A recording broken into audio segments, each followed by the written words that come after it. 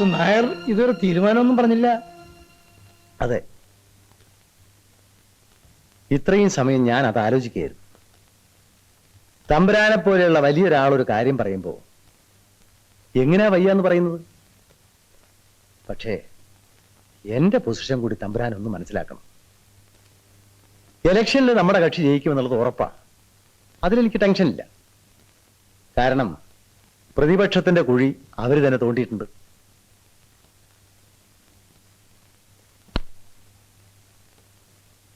തമ്പുരാൻ അറിയാമോ, 40ഓളം മുൻമന്ത്രിമാര് മത്സരരംഗത്തുണ്ട്. അതിൽ 30 എണ്ണെങ്കിലും ജയിച്ചു കയറും. എല്ലാവരും മന്ത്രിസ്ഥാനം കൊടുക്കണം. ഞാൻ എവിടെ കൊണ്ടുപോയി അക്കോമഡേറ്റ് ചെയ്യും? അതെല്ലാം പാർട്ടി പ്രസിഡന്റും നിങ്ങളും കൂടെ വിചാരിച്ചാൽ നടക്കാന്നേ ഉള്ളൂ. രാജശേഖരാ, എല്ലാം പറഞ്ഞിട്ടില്ലേ? അയ്യോ, ഞാനെല്ലാം പറഞ്ഞു. ഓരോരുത്തർക്കും ഓരോരോ ബുദ്ധിമുട്ടുകൾ. എങ്ങനെയെങ്കിലും ഇതൊന്ന് നടത്തി തരണം. പണം എത്ര വേണമെങ്കിലും ഞാൻ മുടക്കാം. പണമല്ല തമ്പുരാനെ ഈ പ്രശ്നം. വിശ്വംഭര, താൻ തന്നെ പറയൂ, ഞാൻ എന്ത് ചെയ്യണം? തമ്പുരാനെ, 2 കാര്യങ്ങളാണ് അവിടുന്ന് ആവശ്യപ്പെട്ടത്. അതിലൊരു കാര്യം ഞങ്ങൾ സാധിച്ചു തരാം. മഹേന്ദ്രന് ഞങ്ങളൊരു സീറ്റ് കൊടുക്കാം. ജയിപ്പിച്ചെടുക്കേണ്ടത് തമ്പുരാന്റെ റിസ്ക്. പിന്നെ യാതൊരു രാഷ്ട്രീയ പാരമ്പര്യവുമില്ലാത്ത ഒരാളെ ആഭ്യന്തരമന്ത്രിയൊക്കെ ആക്കുക എന്ന് പറഞ്ഞാൽ ബാക്കിയുള്ളവരോട് ഞങ്ങൾ എന്ത് സമാധാനം പറയും? ഇത്തവണ തമ്പുരാൻ ഇതുകൊണ്ട് തൃപ്തിപ്പെടണം. അതെ, മഹേന്ദ്രൻ ചെറുപ്പല്ലേ, ഇനിയും സമയമുണ്ടല്ലോ. ഈ രാജവംശത്തിലെ ഇളം തലമുറക്കാരൻ വെറും ഒരു MLA ആകാന്ന് വെച്ചാൽ വേണ്ട, അത് വേണ്ട. വക്കീലേങ്ങി തരൂ. മൂന്നാറിൽ എനിക്കൊരു എസ്റ്റേറ്റ് ഉണ്ട്, തെക്കുംകൂർ പ്ലാന്റേഷൻ. അത് ഞാൻ ഇഷ്ടദാനം തരാം. ആരുടെ പേരിൽ വേണമെന്ന് പറഞ്ഞാൽ മതി. അപ്പുറത്തിരുന്ന് രാമനാമം ചൊല്ലുന്ന എന്റെ അമ്മയെ നിങ്ങൾ കണ്ടില്ലേ? അവരുടെ കണ്ണടയും മുമ്പ് മഹേന്ദ്രനെ നിങ്ങളൊരു മന്ത്രിയാക്കണം. ഒരു കാര്യം നിങ്ങൾ ഓർക്കണം, രാജകുമാരനാണ് മഹേന്ദ്രൻ. ജാതകദോഷം, അല്ലെങ്കിൽ ഈ നാട് ഭരിക്കേണ്ടവനാണവൻ. അവനെ നിങ്ങൾ വെറും ഒരു MLA ആക്കുന്നത് അതെനിക്ക് മാനക്കേടാ. പറയൂ, എസ്റ്റേറ്റ് ആരുടെ പേരിൽ എഴുതണം? തമ്പുരാൻ ഞങ്ങളെ അഴിമതിക്കാരാക്കിയേ അടങ്ങൂ, അല്ലേ വിശ്വംഭര? അയ്യോ,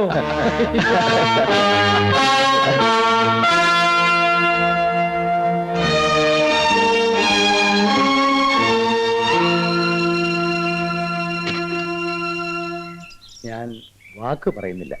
പോരാ, വാക്ക് പറഞ്ഞാൽ ഞാൻ ഗണിച്ചിരിക്കുന്നു. ഒരു ഒറ്റ വർഷത്തേക്ക് നിങ്ങൾ അവനെ കസേരയിലൊന്ന് ഇരുത്തിയാൽ മതി. അത് കഴിഞ്ഞ് എടുത്ത് കളഞ്ഞോളൂ. തമ്പുരാൻ ഞങ്ങളെ വിഷമിപ്പിക്കും. ആട്ടെ, മഹീന്ദ്രൻ ആളെങ്ങനെയുണ്ട്? ഞാൻ കണ്ടിട്ടില്ല.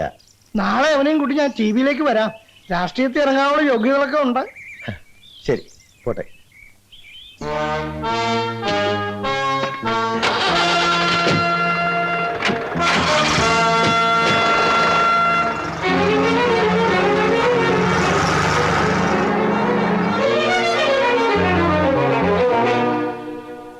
അവിവേകം പൊറുക്കണം തമ്പുരാനെ.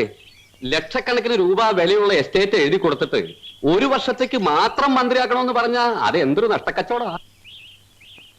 1 കൊല്ലം അവൻ അവിടെ നിന്ന് ഇരുന്ന് കിട്ടിയാ പിന്നെ ദേവേന്ദ്രൻ വിചാരിച്ചാലും അവനെ അവിടെ നിന്ന് ഇറക്കിവിടാൻ സാധ്യമല്ല. അവൻ എന്റെ മകനാ. മനസ്സിലായോ ഏപ്യ? ഞാൻ ആരാണെന്ന് തനിക്ക് അറിയില്ല. മര്യാദയ്ക്ക് എന്നെ എന്റെ സ്വന്തം ജാമ്യത്തിൽ ഇറക്കി വിടുന്നുണ്ടോ? ഇല്ലെങ്കിൽ ദേണ്ട തന്റെ ആ തൊപ്പി ഞാൻ തെറിപ്പിക്കും. മിണ്ടാതെ കിടക്കട അവിടെ. എന്തോ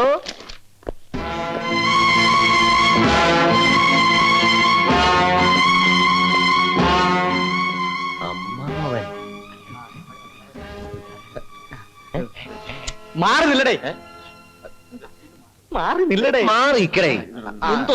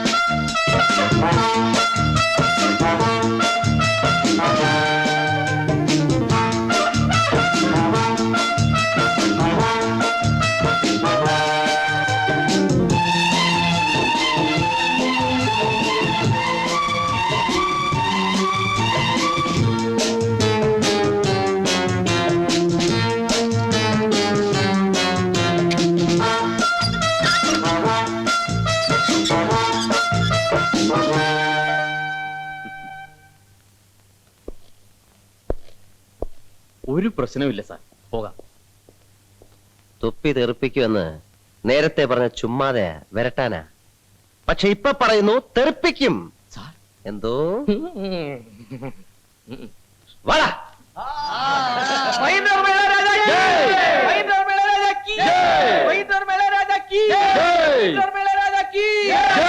എന്റെ അമ്മച്ചി.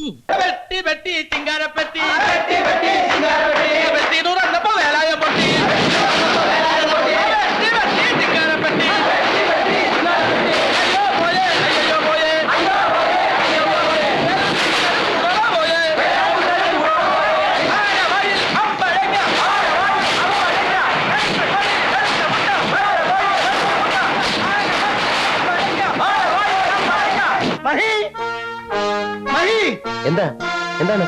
നേരം എടുക്കുന്നത് തിരുവനന്തപുരത്ത് എത്തണം, അല്ലെങ്കിൽ ആ പൊഴി അവിടെ കുട്ടികളൊക്കെ ജയിച്ചു വന്നിട്ടുണ്ട്. നേരെ വേഗം ചെന്നില്ലേ വേറെ വല്ലവരെ ആക്കും. ഇനി നീ ഇല്ലെങ്കിലും അവർക്കൊരു ചുക്കുമില്ല.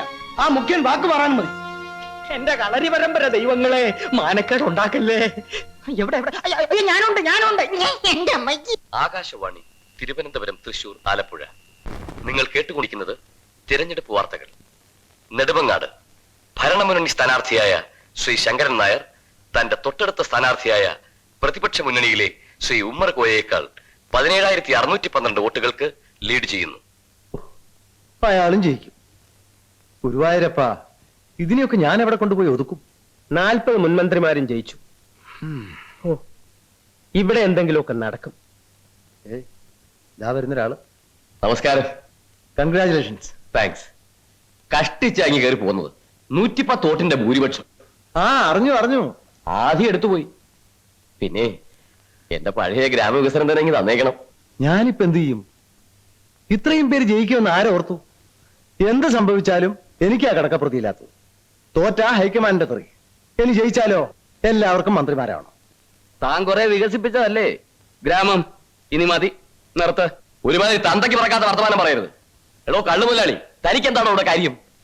ഇയാൾ ഒരുത്തനാ നേതാവിനെ ചീത്തയാക്കുന്നത്. ഇയാൾ ഇറങ്ങി പോകാൻ പറ. നീ എങ്ങടാ അത് പറയാൻ? നിനക്കറിയണോ? എന്താ ഗോപാലപിള്ളേ, നിങ്ങൾ തമ്മിൽ എന്തിനാ വഴക്കുണ്ടാക്കുന്നത്? ഗോപാലപിള്ളേ ഒന്ന് അടങ്ങ്, എന്തെങ്കിലും വഴി ഉണ്ടാക്കാം. ഞാനാ പറയുന്നത്. ധീരതയോടെ നയിച്ചോളൂ. വീരാശൂര നേതാവേ, ധീരതയോടെ നയിച്ചോളൂ. അയ്യോ, അവരാച്ചായിരുന്നു എത്തി. ഇയാളൊക്കെ എങ്ങനെ ജയിച്ചു വന്നു എന്റെ ദൈവമേ. യുവരക്തത്തിൻ നേതാവേ, ലക്ഷം ലക്ഷം പിന്നാലെ. എത്തിപ്പോയി യുവരക്തത്തിൻ നേതാവ്. യുവരക്തത്തിൻ നേതാവേ, ലക്ഷം ലക്ഷം പിന്നാലെ. ഇത് എവിടെയാ? മുഖ്യമന്ത്രിയുടെ വീടാ. എന്നെ എന്തോത്തിനാ ഇവിടെ കൊണ്ടുവന്നേ? ഇവിടെന്ന് ജയിച്ചു, മന്ത്രിയാകണ്ടേ? മന്ത്രിയാകണ്ടേന്ന്. ആ, എനിക്കൊന്ന് മുള്ളണം. Bed pan കൊണ്ടുവന്നിട്ടുണ്ടോ?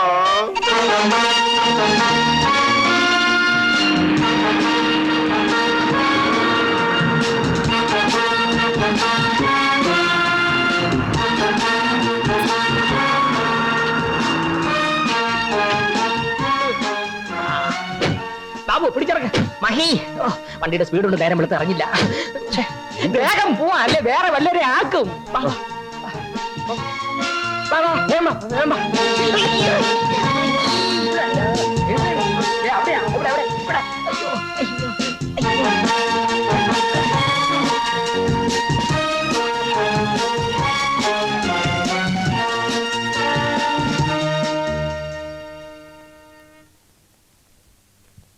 ഓട്ടത്തിന്റെ രജിസ്ട്രേഷൻ എപ്പോ നടത്തണം?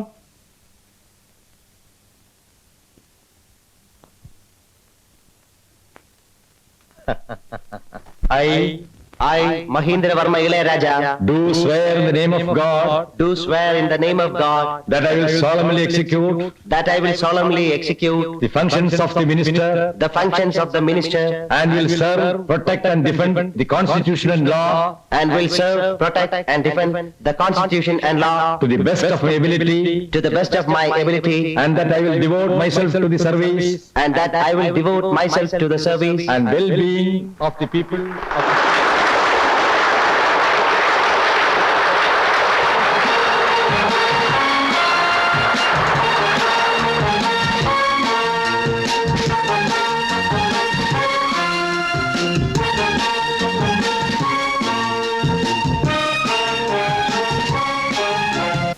ഇനി 5 വർഷത്തേക്ക് ജനങ്ങളെ പേടിക്കണ്ട.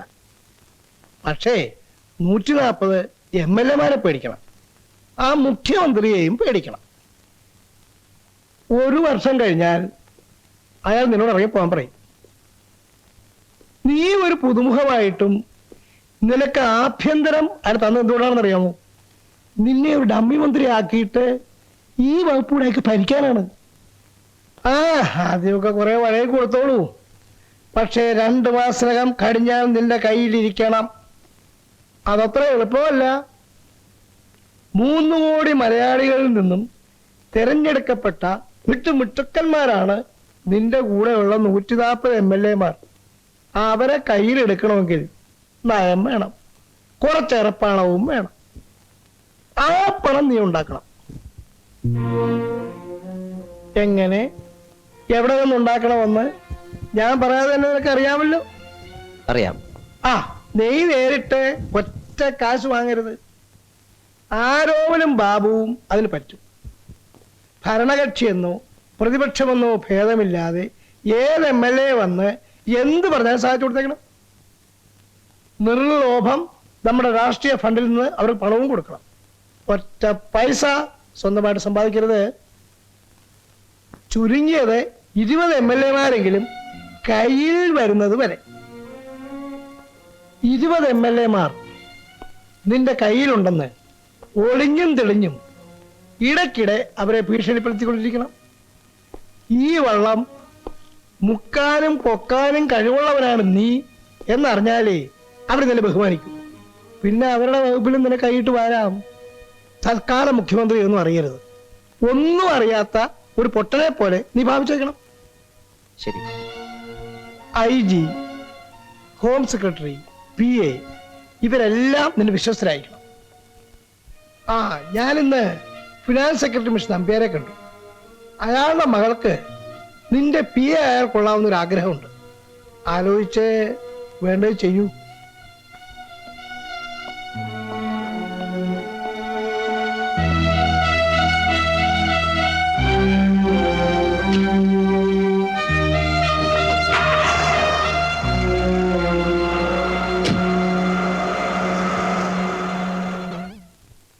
I am Nambiar, finance secretary. ഇരിക്കൂ. ഞാൻ അച്ഛനെ കണ്ടിരുന്നു. അച്ഛൻ തമ്പുരാൻ പറഞ്ഞു.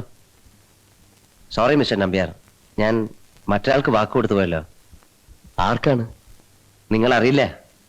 ഇനിയും അവസരങ്ങൾ വരുമല്ലോ, അപ്പോൾ പരിഗണിക്കാം. ശരി, അപ്പോ ഞാൻ ഇറങ്ങട്ടെ. മിസ്റ്റർ നമ്പ്യാർ പിണങ്ങി പോവുകയല്ലോ. We are friends. ധനകാര്യവും ആഭ്യന്തരവും ഒരമ്മപറ്റ മക്കളാണ്. അയ്യോ, അതെന്താ സാർ അങ്ങനെ പറയുന്നത്? സാറിനെ വിളിച്ചൊരു പാർട്ടി കൊടുക്കണമെന്ന് വീട്ടുകാരി ഇന്ന് രാവിലെ കൂടി പറഞ്ഞു. മറ്റു മന്ത്രിമാരെ ഒന്നും ഞാൻ വീട്ടിലേക്ക് ക്ഷണിക്കാറില്ല. സാറിനെ പോലെ അരിസ്റ്റോക്രസി ഉള്ള ഒരാളാകുമ്പോ. ഓക്കെ, സമയം പോലെ ഞാൻ വരാം. ശരി സർ. സി മിസ്റ്റർ നമ്പ്യാർ, എന്നെ സാറെന്ന് വിളിക്കരുത്. യു കോൾ മീ തമ്പുരാൻ. ശരി തമ്പുരാൻ. Okay, you can go.